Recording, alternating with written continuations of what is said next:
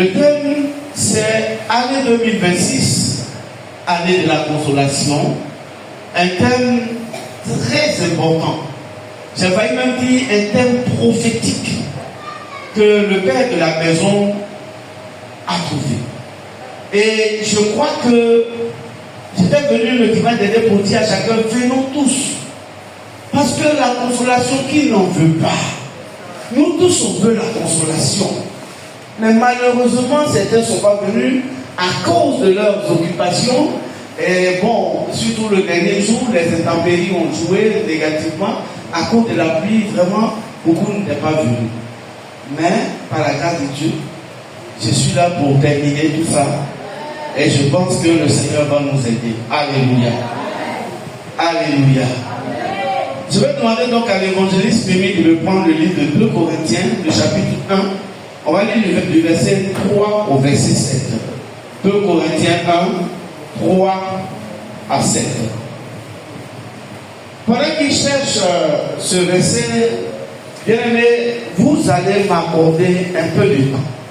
Parce que je vous assure que c'est vrai que l'homme de Dieu a trouvé le thème, mais celui qui en parle ce matin, c'est quelqu'un qui a souffert. C'est quelqu'un qui a traversé la souffrance et qui a vu la consolation de Dieu. C'est quelqu'un qui a mangé dans la poubelle. C'est quelqu'un qui a même été empoisonné physiquement. Mais Dieu dit non, tu vas vivre. Et donc c'est cet homme-là qui connaît ce qu'on appelle consolation, que Dieu a choisi ce matin pour te parler de la consolation. Alléluia. Et je saurais tellement te parler de la consolation que toi tu vas dire arrête les leurs. Alléluia. Je suis un homme qui a souffert. Quand je le dis souvent, le diable qui me dit, moi aussi, je suis comme toi, pour te calmer. Oui, je suis un homme qu'on a empoisonné physiquement. Parce que je n'avais rien à manger. Parce que je mangeais dans la poubelle. Et l'homme me dit, je veux t'aider. Et il voulait m'aider. Le premier jour, il m'a donné à manger, c'était bon. Le deuxième jour, je m'en vais prendre la nourriture qu'il m'a promise. Il a mis médicaments de souris dedans pour que je meure. Je vous dis la vérité. J'ai connu toutes ces choses-là. Je suis un homme qui a été annoncé mort. Pendant que j'étais sur le lit de souffrance, on disait partout qu'il est déjà mort. J'ai été même pleuré par des gens. Mais Dieu dit non, tu ne mourras pas. Alléluia. Je suis le Paul de ces temps. L'apôtre Paul, on va en parler tout à l'heure, a évoqué ses souffrances. Et je suis l'un des Paul. Parce que je connais la souffrance. Je suis un homme profond. Tu peux t'asseoir là avec moi 1 heure, je ne te parlerai pas. Parce que ce qui est dans mon cœur, tu ne peux pas connaître. Je connais trop, j'ai eu trop de souffrance. Trop de souffrance, trop de mépris, trop de légèreté. Mais Dieu est Dieu. Alléluia. Bon, je ne veux pas te rendre triste. Allons-y, c'est vite fait. 2 Corinthiens 1, verset 3. Oui. Béni soit Dieu, le Père de notre Seigneur Jésus-Christ, le Père de miséricorde et le Dieu de toute consolation. Le Dieu de toute consolation. Oui. Continue. Qui nous console dans toutes nos afflictions, afin que, par la consolation dont nous sommes l'objet de la part de Dieu, nous puissions consoler ceux qui se trouvent dans quelques afflictions. Car, de même que les souffrances de Christ abondent en nous, de même notre consolation abonde à Christ. Si nous sommes affligés, c'est pour notre consolation et pour votre salut. Si nous sommes consolés, c'est pour votre consolation qui se réalise par la patience à supporter les mêmes souffrances que nous endurons. Et notre espérance à notre égard est ferme. Parce que nous savons que si vous avez part aux souffrances, vous avez part aussi à la consolation. Alléluia. Acclame la parole du Seigneur. Père, nous le bénissons. Nous demandons grâce ce matin, cet esprit. Nous voulons parler de ta part et je prie, Esprit de Dieu, que tu nous inspires, que tu nous guides, que tu sois avec nous, Seigneur. Merci pour ton peuple. Permets que chacun parte ce matin avec sa consolation, Seigneur, au nom du sang de Jésus. Amen. Bien aimé, Mais ici, c'est Paul qui parle aux Corinthiens. Et je crois que c'est son deuxième courrier qu'il adresse aux Corinthiens. Mais avant de rentrer dans le texte, laisse-moi te parler légèrement de Paul. Paul est un homme qui a souffert. Et Paul a écrit beaucoup d'épîtres, je vais dire beaucoup de lettres. Mais lorsque vous lisez les épîtres de Paul, toutes les lettres de Paul, vous allez vous rendre compte que la manière dont Paul parle aux Corinthiens, ce n'est pas de la même manière qu'il parle aux autres. Il n'a pas parlé comme ça aux Romains. Il n'a pas parlé comme ça aux autres. Mais quand il parle aux Corinthiens, il parle avec beaucoup d'amour, avec beaucoup de légèreté et de familiarité. Mais quand il parle aux autres, il parle de façon doctrinale. Quand vous lisez Romains, Paul est très direct et très doctrinal. Quand vous lisez quoi d'autre, les Philippiens, il est doctrinal. Mais quand il parle aux Corinthiens, que ce soit Corinthiens ou Corinthiens 2, Paul parle avec beaucoup de légèreté, beaucoup de familiarité, parce qu'il dit il est le père des Corinthiens. Alléluia. Et il parle comme un père. Paul, dans les autres épîtres, ne dit pas exactement ce qui est plus proche de lui. Il ne parle pas de ses faiblesses. Mais aux Corinthiens, Paul parle de ses faiblesses. Chez les autres, il parle de la doctrine, il parle de la foi, il parle de comment aimer le Seigneur. Mais avec les Corinthiens, Paul est capable de descendre jusqu'à son intimité. Et je vais même dire que Paul, souvent, lorsqu'il parle aux Corinthiens bien aimés dans le Seigneur, il parle même avec beaucoup de dépression. Il parle avec beaucoup de folie. On a l'impression que Paul invoque toute sa dépression quand il parle aux Corinthiens. Et je vais te faire montrer cela. Lorsque nous prenons par exemple le Corinthiens chapitre 1, verset 1 Corinthiens, j'ai failli dire, chapitre 4, le verset 13. Je lis ça rapidement parce que j'ai ça sous les yeux. Voilà ce qu'il dit dans 1 Corinthiens chapitre 4, le verset 13. Je commence au verset 12 même. Il dit, nous nous fatiguons à travailler de nos propres mains, injuriés. Nous bénissons, persécutés, nous supportons. Paul parle aux Corinthiens des injures qu'il a reçues. Mais dans les autres livres, vous n'allez jamais voir Paul parler de ça. Au verset 13, il dit, calomniés, nous parlons avec bonté. Il dit, nous sommes devenus des balayures du monde. Oh, c'est triste. Paul dit, il est devenu balayure. C'est-à-dire que ce qu'on appelle, ce qu'on prend pour mettre dans la poubelle, c'est comme ça il est pour les gens du monde. Il dit, le réput de tous jusqu'à maintenant. Donc avec eux, Paul invoque même sa souffrance. Il est au bord de la dépression, il est au bord de la folie. Il n'a pas peur de parler aux Corinthiens. Il n'a pas peur de leur exprimer ce qu'il pense. Regardons encore dans le livre de Corinthiens, 2 Corinthiens, chapitre 11. Je vais juste te montrer comment Paul est un peu vulgaire avec sa famille. 2 Corinthiens, chapitre 11, le verset 26 à 27. Il dit, 2 Corinthiens, chapitre 11, verset 26 à 27. Voilà ce qu'il dit. Non, laisse pas te fatiguer, j'ai ça sous les yeux. Fréquemment en voyage, j'étais en péril sur les fleuves. En péril, vous pouvez remplacer ça par en danger. J'étais en péril sur les fleuves. En péril de la part des brigands. En danger avec les brigands. En péril de la part de ceux de ma nation. En péril de la part des païens. En péril dans les villes.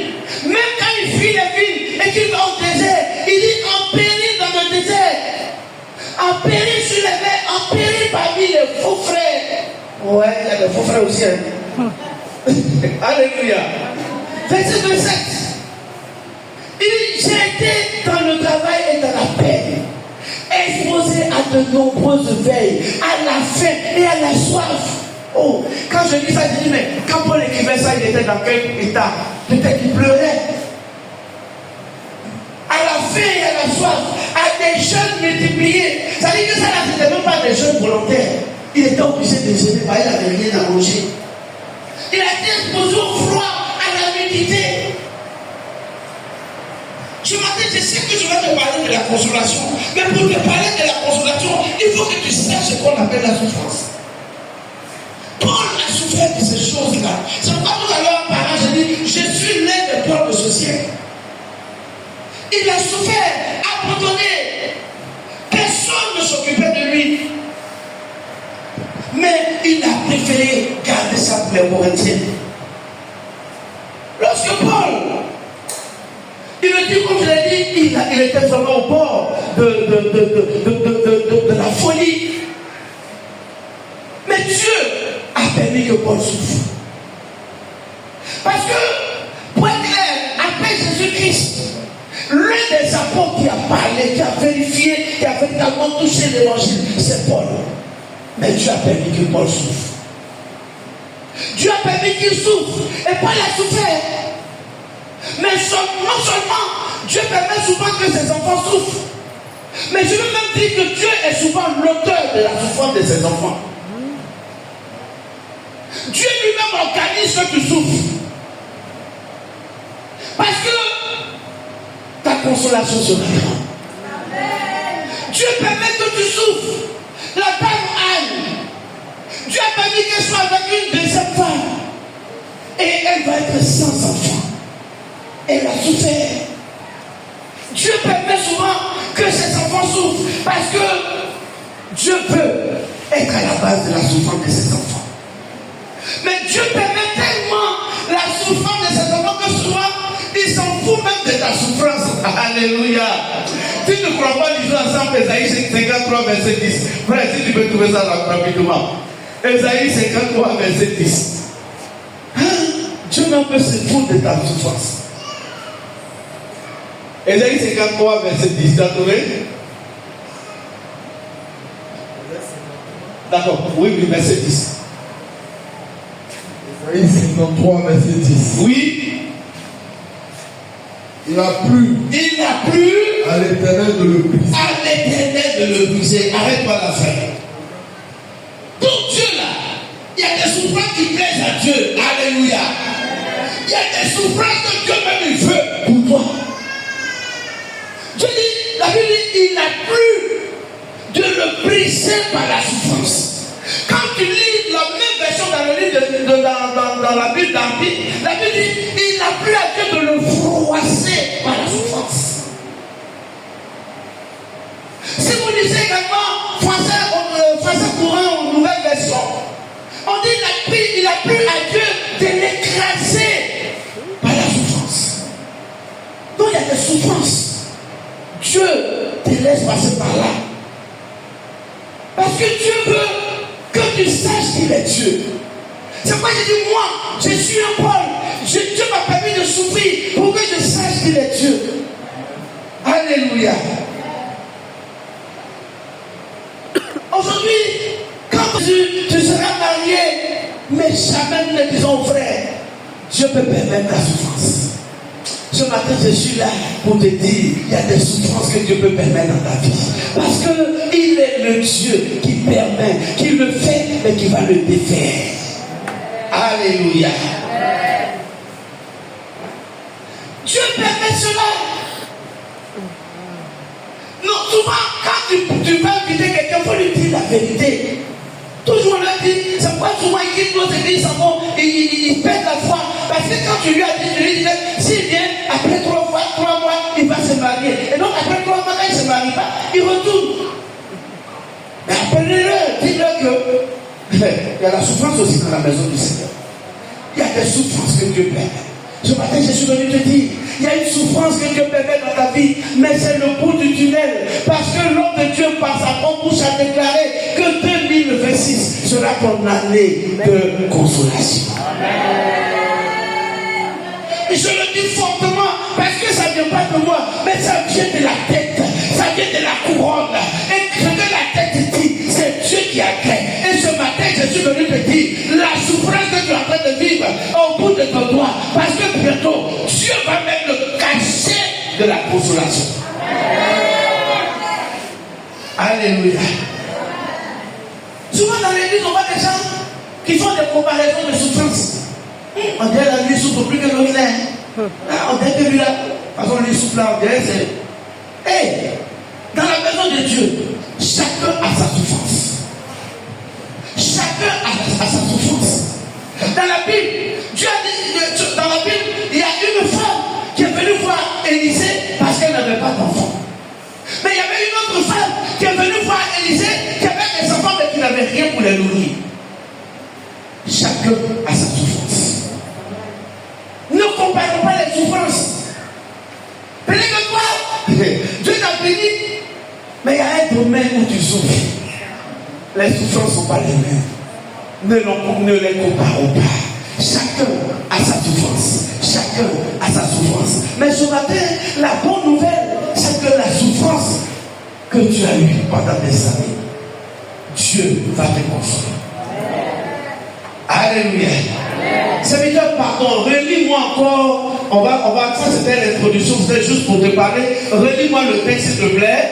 2 Corinthiens 1, livre du verset 3 au verset 7, comme tu as fait tout à l'heure. Et puis je vais parler, donc je vais conclure. Voilà, fais vite. Faut pas rigoler là, vous allez dire, le monsieur il a vraiment souffert. Allez, c'est un tué. Ouais. 2 Corinthiens 1. Oui, non, oui, 1, 3, 7, c'est qu'on a lu tout à l'heure. Béni soit Dieu. Écoute bien. Béni soit Dieu, le Père de notre Seigneur Jésus-Christ, le Père de miséricorde, et le Dieu de toute consolation. Le Dieu de toute consolation, souligne ça. Qui nous console. Oui. Toutes nos afflictions. Oui. Afin que par la consolation dont nous sommes l'objet de la part de Dieu, nous puissions consoler ceux qui se trouvent dans quelques afflictions. C'est ça. Car, oui, de même que les souffrances de Christ abondent, de même notre consolation abonde par Christ. Amen. Merci Seigneur. Je veux, avant d'avancer, te donner 3 informations à partir du texte que nous avons lu. La Bible dit ici que notre Dieu est le Dieu de toute consolation. Toute consolation veut dire quoi? Frère, je suis venu te dire ce matin, quelle que soit ta souffrance, Dieu est le Dieu de toute consolation. Il n'y a rien qu'il ne puisse faire. Il n'y a rien que Dieu ne va dire, ça là je ne peux pas faire. Il est le Dieu de toute consolation. Quelle est ta souffrance? Quelle est ton affliction? Ce matin, tu reçois celui qui est le Dieu de toute consolation. Amen. Alléluia. Amen. Il n'y a rien que Dieu ne puisse faire. Tu vas dire, moi mon problème est grave. Mais il y en a qui ont des problèmes plus graves. Dieu il a ressuscité. Jésus a ressuscité Lazare qui était au bord de la pourriture. Ce n'est pas pour toi qu'il ne peut pas faire. Ce n'est pas pour toi qu'il ne peut pas faire. Cette année qui va commencer dans 3 jours est l'année de ta consolation. Il faut que tu le crois et que tu le marques sur ton calendrier que 2026 c'est l'année où Dieu t'appelle pour te consoler. Il console toutes sortes d'afflictions. Il console toutes sortes d'afflictions. Alléluia. Deuxième information, c'est que la Bible dit il n'y a pas à chaque affliction, Dieu apporte une solution. Donc à la dimension de ton affliction, Dieu t'apportera une solution. Amen. Donc je suis venu te parler ce matin. Si l'affliction a abondé, c'est la Bible qui l'a dit tout à l'heure, il y aura une consolation qui va surabonder. Alléluia. Donc je sais que tu ne vas pas comprendre. Parce que si aujourd'hui il y a des gens qui vont témoigner de leur souffrance, de leur souffrance, de leur souffrance, de leur souffrance. Mais ce matin, je vais te dire, plus le bleu de ta souffrance est dur, plus ton cœur te fait mal, plus ta souffrance, ton affliction est trop grave. Ça fait que souvent même là, tu n'as plus de mots à dire.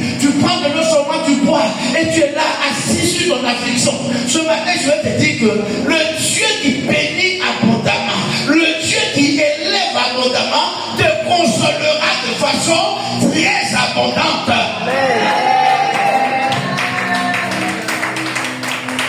Alléluia. Frère, ce matin, n'aie pas peur. Parce que ça là, c'est pas moi qui l'ai dit. C'est le Seigneur qui parle. Quelle est la dimension de ton affliction? Quelle est la dimension de ton affliction? Là, tu ne peux plus parler. Le Seigneur dit, quand ça abonde, lui, il est prêt à t'apporter une consolation encore plus grande. Alléluia. Voici quelques vérités, juste deux vérités et j'avance. La première vérité que je veux que tu notes, c'est que la consolation divine découle de sa miséricorde et de sa compassion. Je reprends.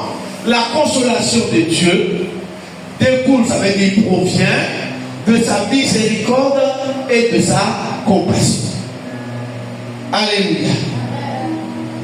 Un jour, je rentrais du travail et puis j'ai une collègue au travail là qui me rapproche et qui me dit, mais pasteur, est-ce que tu es sûr que Dieu existe réellement? Aïe. La question m'a un peu troublé. J'ai dit, mais pourquoi cette question? Elle dit, non, mais il y a des choses, quand je vois aujourd'hui, je doute fort que Dieu existe.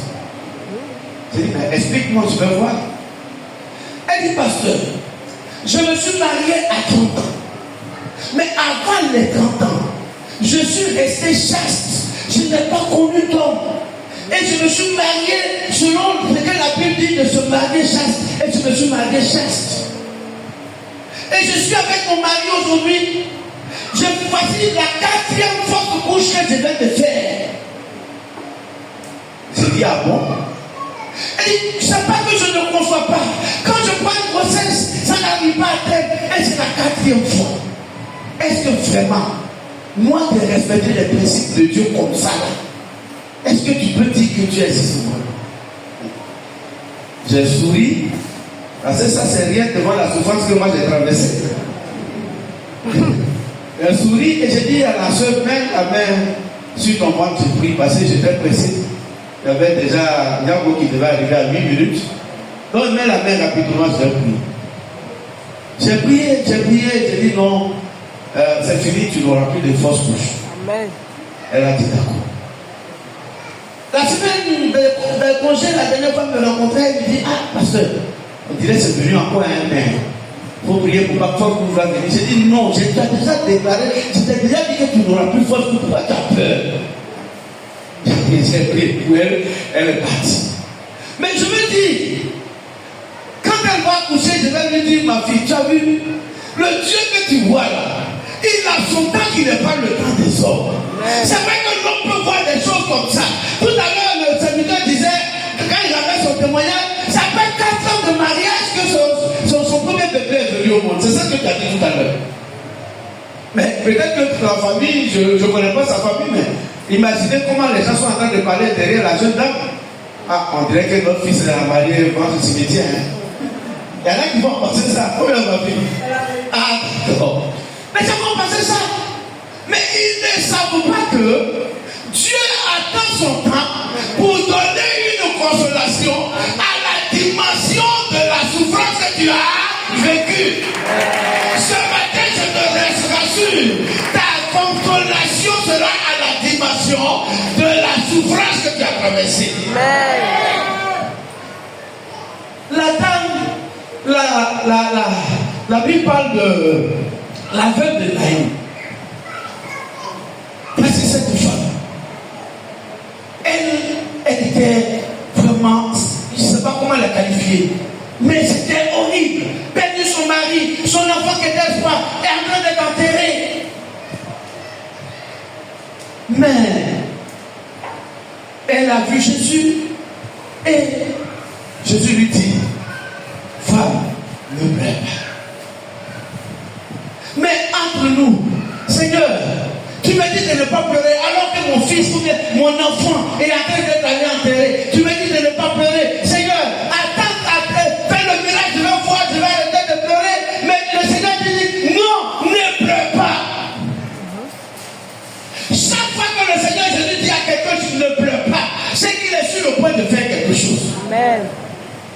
Ce matin, le Seigneur me rassure de dire à quelqu'un, ne pleure plus, parce que Dieu vient maintenant dans ses coups. Dis Amen. Ne pleure pas. Et Jésus a touché le cercueil. Et l'enfant est ressuscité. Ce matin, je suis venu te dire quel est le côté de ta vie qui est mort. Jésus va toucher le cercueil ce matin, ça va se ressusciter. Quel côté de ta vie qui est mort? Quelle activité qui est morte? Ce matin, je suis venu te dire, celui qui touche le cercueil et la vie revient est avec toi. Celui qui touche le cercueil et qui ramène à la vie est avec toi. Ce matin, ne pleure pas. Le Seigneur me dit de te dire, ne pleure plus, parce qu'il vient à toi pour te consoler ce matin.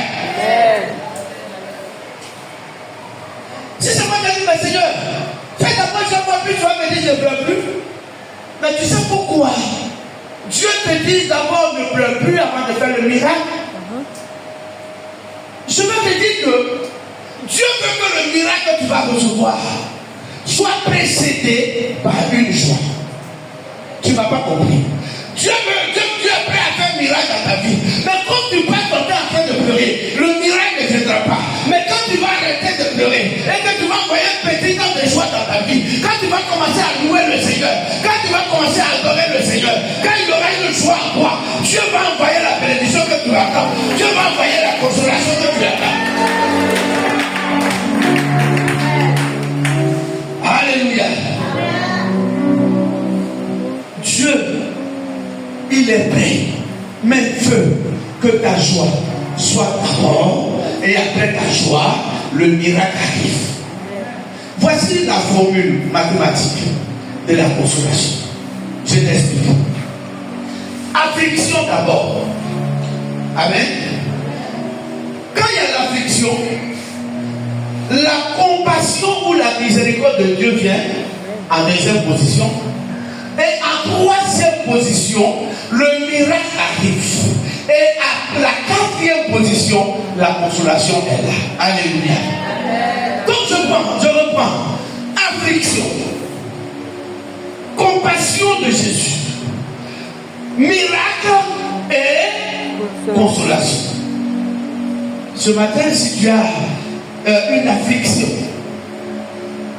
je suis venu te dire que la compassion de Jésus va te toucher ce matin. La compassion de Jésus va te visiter ce matin.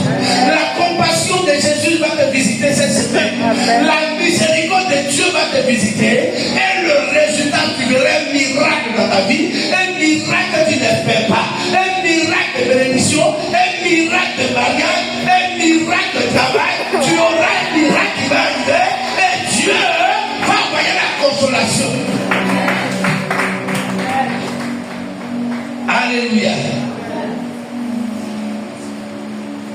Dieu, il agit toujours selon cette formule. Affliction, compassion, et puis miracle qui débouche sur la consolation. Je veux te dire un texte dans Exode. Désolé, moi je vous prends un peu de temps, mais permettez-le. Parce que c'est la dernière prédication de l'année, on ne joue pas avec. Exode chapitre 3, verset 7 à 8. L'Éternel dit, j'ai vu la souffrance de mon peuple qui est en Égypte, et j'ai entendu les cris que lui font pousser ses oppresseurs. Je connais ses douleurs. Je suis descendu pour le délivrer de la main des Égyptiens. Alléluia.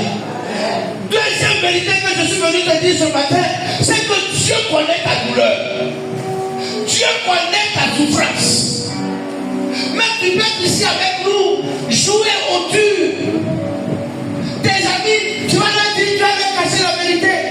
Mais Dieu, il connaît tes douleurs. Dieu entend tes pleurs. Dieu entend tes cris. Nous-mêmes, on ne dit pas nos vérités à nos problèmes à nos amis. Même le couple, monsieur, madame, père dans la maison, pendant que le monsieur dort, c'est là que la femme se trouve vers le mur pour pleurer seule. Je déclare ce matin sur ta vie, Dieu va te consoler. Amen. Dieu va te consoler. Dieu va te consoler. Femme, je dis, Dieu va te consoler. Alléluia. Dieu connaît ta douleur. Même si tes amis ne connaissent pas ta douleur. Même si ta femme ne connaît pas ta douleur. Même si ton mari ne connaît pas ta douleur. Même si la famille ne sait pas de quoi tu souffres. Mais Dieu lui voit ce que tu vois. Il sait ce que tu as. Il connaît ta douleur. Mais ce matin, je suis venu te dire que Dieu a entendu tes cris. Dieu a entendu tes gémissements. Dieu a entendu tes pleurs. Et il va descendre pour te consoler. Il y a eu un homme qui s'appelle Ézéchias, je crois bien. Il était malade, dit la Bible. Malade même à mort. Rien n'allait plus. Le prophète Isaïe vient dans sa maison. Il dit, après tes biens, donc c'est que tu as fait le partage. Parce que dans 3 jours, tu vas mourir. La Bible dit, quand le prophète est parti, qu'est-ce que Ézéchias a fait? Il a fait 2 choses. 1, il s'est retourné vers le mur et il a commencé à pleurer. À pleurer. Et à prier. Il pleure mais il prie. Vous voyez sa prière même quelque part, je parle dans le livre de roi. Et la Bible dit, Esaïe n'était même pas encore arrivé loin. Dieu lui a dit, retourne dire à mon serviteur que je lui accorde encore 15 ans. Alléluia. Quand tu pleures, Dieu entend. Quand tu pleures, Dieu le sent. Quand tu gémis, Dieu le sait. Ce matin, Dieu entend tes gémissements. Alléluia. Dieu entend tes afflictions et il va descendre pour te consoler. Alléluia. 3e vérité. Dieu te console, pardon, pour que tu consoles les autres. C'est écrit, on a lu ça tout à l'heure. Dieu te console pour que toi aussi tu sois le consolateur des autres. Qu'est-ce que je suis en train de dire? C'est quelqu'un qui a souffert. Par exemple, une maladie, qui peut donner conseil à son ami qui a la même maladie. C'est quelqu'un qui a souffert du chômage, qui peut donner conseil à son ami quand il est au chômage. Frère, soeur, tu sais pourquoi Dieu va te consoler en cette année? Parce qu'il y a beaucoup de personnes autour de toi qui te regardent. Il y a des gens qui te regardent, qui te suivent minutieusement et qui se disent, mais quand ce Dieu va répondre à sa prière, ce matin, Dieu me dit que tu seras consolé parce que ces gens-là, il faut qu'ils sachent que tu as le vertu. Tu ne seras pas consolé pour toi-même. Tu seras consolé parce que Dieu veut que tu consoles les autres. C'est quelqu'un qui a perdu un enfant, qui s'est consolé, l'autre qui a après de perdre, qui a perdu son enfant. Ce matin, je suis venu te dire que les gens te regardent. Dieu va te consoler. Parce que par ta consolation, tu seras une bénédiction pour quelqu'un. Par ta consolation, tu seras une élévation pour quelqu'un. Par ta consolation, tu seras un témoignage pour quelqu'un. Dieu console pour que toi aussi, tu consoles les autres. Si Dieu t'a pas donné 2 millions, à quel moment tu vas aider ton frère qui est dans la souffrance? Ce matin, je déclare sur ta vie que tout ce que tu cherches, Dieu te l'accorde. Toutes les prières pour lesquelles tu as pleuré, Dieu te les accorde parce que tu dois sauver quelqu'un. Il y a quelqu'un dans ta famille qui t'attend pour être sauvé, qui t'attend pour être béni, qui t'attend pour avoir du travail, qui t'attend pour se marier. Je déclare ce matin que Dieu te console parce que tu dois aussi le consoler. Alléluia. Je termine par comment Dieu console. Comment Dieu console. Je termine par ça. Comment Dieu nous console. Je vais juste te donner 4 exemples. 4 exemples, pardon, de comment Dieu nous console. Premièrement, Dieu console par son action dans nos vies. Dieu pour te consoler, il fait une action dans ta vie. Le frère disait tout à l'heure, il a eu du travail, il a eu un diplôme, des années, il était sur le marché, il n'a pas eu, Et effectivement, la consolation que Dieu m'a envoyée, c'est de lui donner un travail là où il n'a même pas, où ses études ne sont pas parties. Parce que Dieu, pour te consoler, laisse-moi te dire, il ne faut pas regarder ta qualification. Parce que si Dieu regardait les qualifications, Joseph n'allait pas premier ministre en Égypte, parce qu'il n'avait aucune qualification de premier ministre. Ce matin, je suis venu te dire, quel que soit ton diplôme, si tu es au chômage, tu reçois le Dieu de la consolation ce matin, il va faire quelque chose dans ta vie, une chose nouvelle qui va étonner ton entourage. Alléluia. Il est le Dieu qui opère les miracles.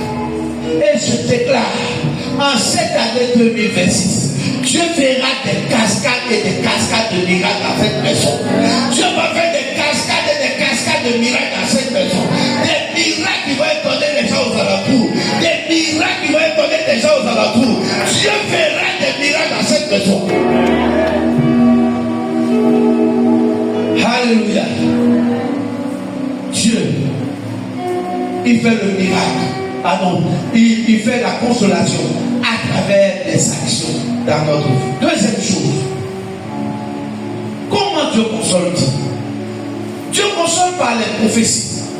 Amen. Dieu console par les prophéties ou par les paroles d'encouragement. Tu peux être là, en train de souffrir, et puis une prophétie sort qui annonce que voici telle ou telle ou telle ou telle chose. Si tu crois, tu vois que cette chose arrive. Alléluia.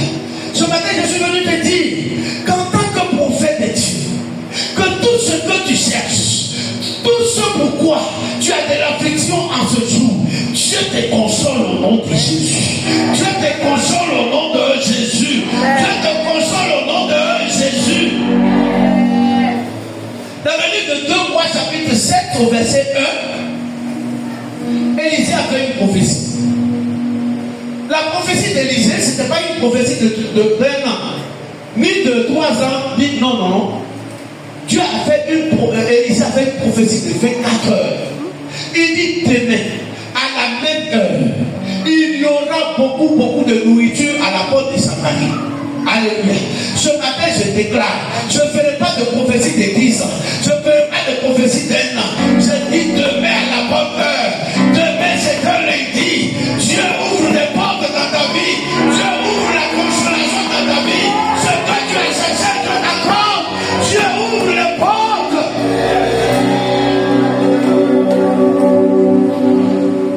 Alléluia.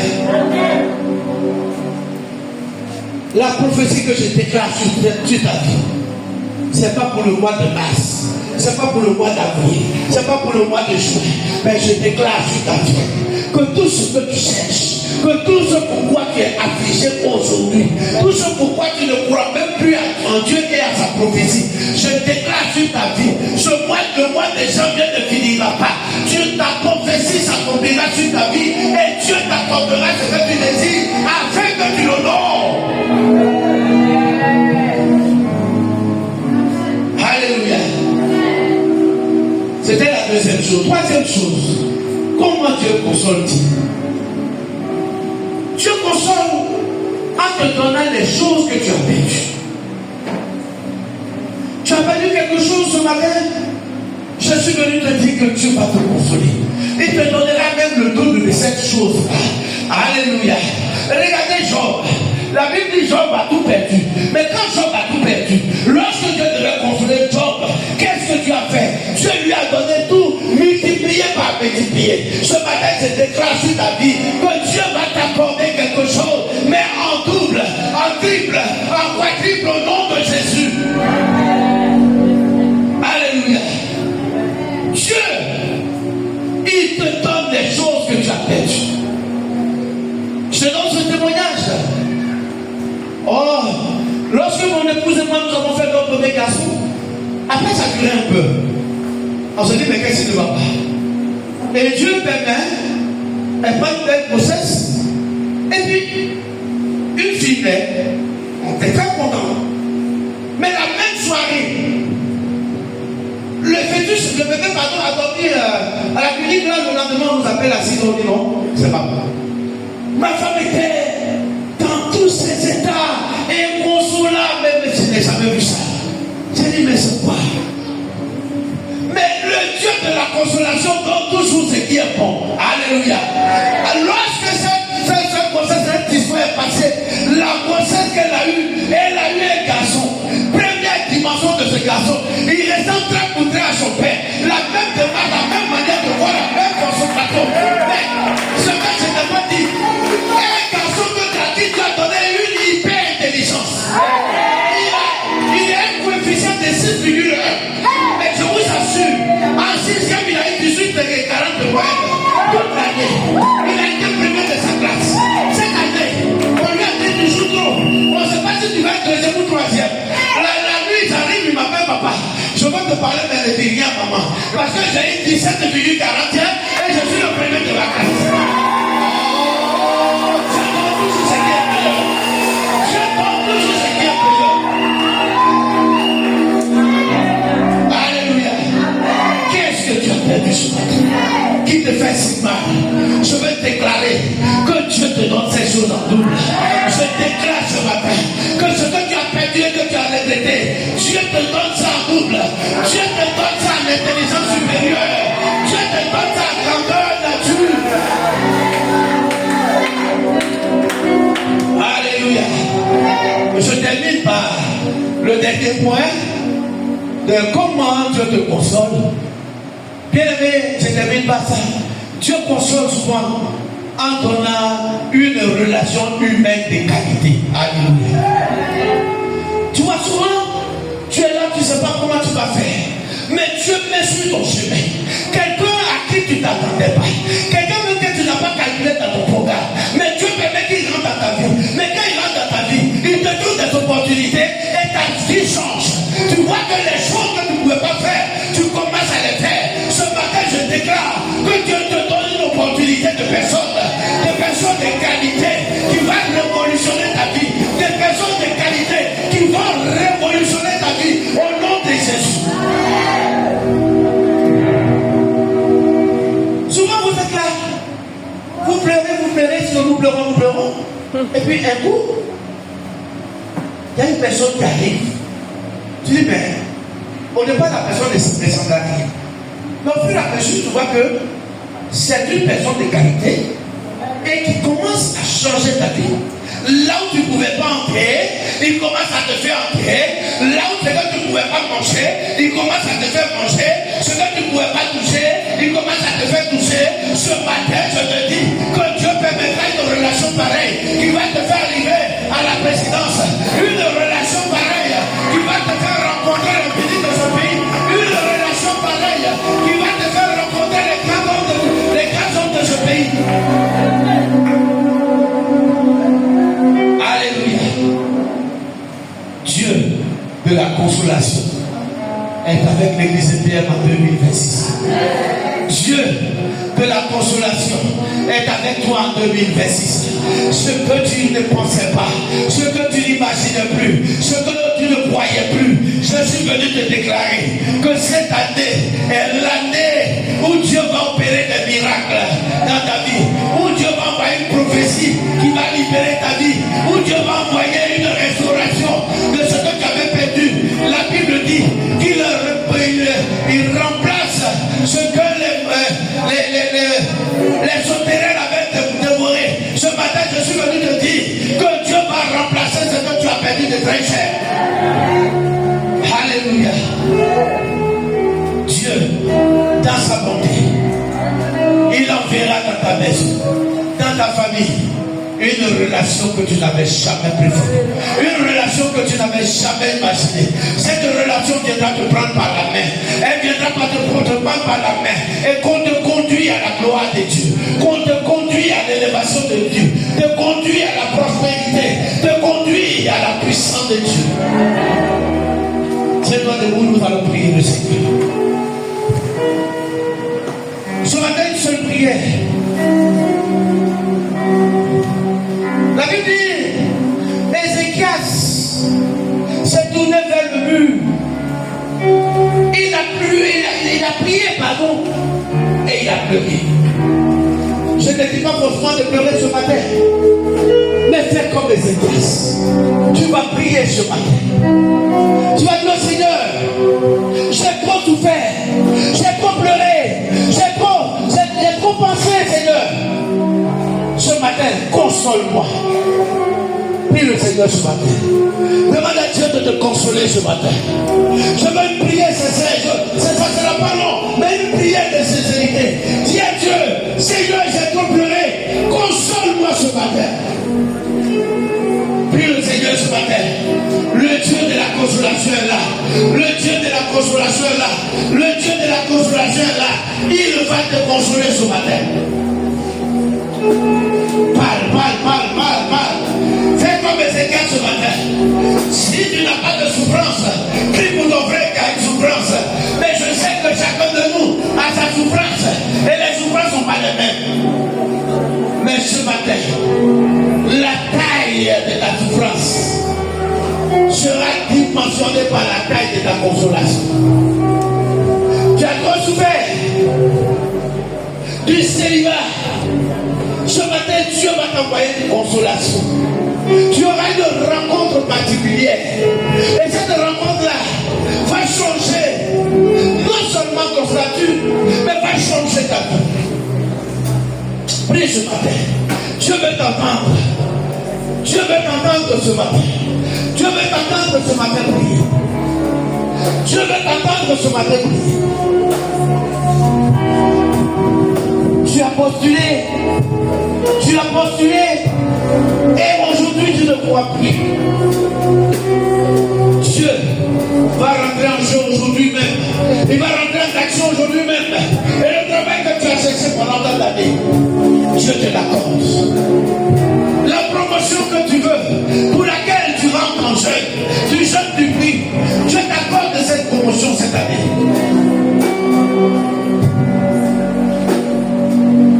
Prie le Seigneur ce matin. Le Dieu de la réconciliation est là. Dans ta famille, rien ne va plus. Ce matin, Dieu me dit de te dire qu'il va restaurer ta famille.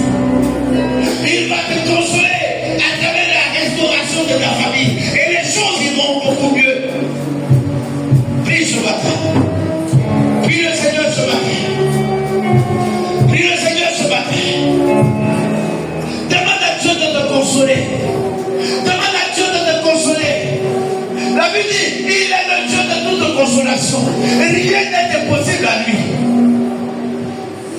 Il est capable de te consoler à l'instant même, pendant que tu es en train de prier. Le Dieu de la consolation est là. Le Dieu de la consolation est là. Toi qui subis l'injustice dans ta famille, tu es en train de subir l'injustice, me dit la parole de Dieu, me dit l'Esprit de Dieu. Dieu va te consoler ce matin de cette injustice. Dieu te console ce matin de cette injustice. Dieu te console ce matin de cette injustice. Merci Seigneur. Gloire, honneur à toi. Merci de consoler tes enfants. Merci de consoler tes enfants. Béni sois-tu au nom de Jésus. Amen. Acclame très fort le Seigneur.